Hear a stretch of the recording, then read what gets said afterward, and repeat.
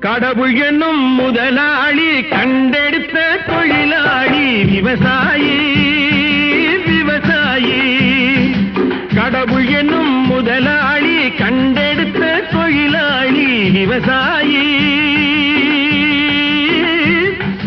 விவசாயி.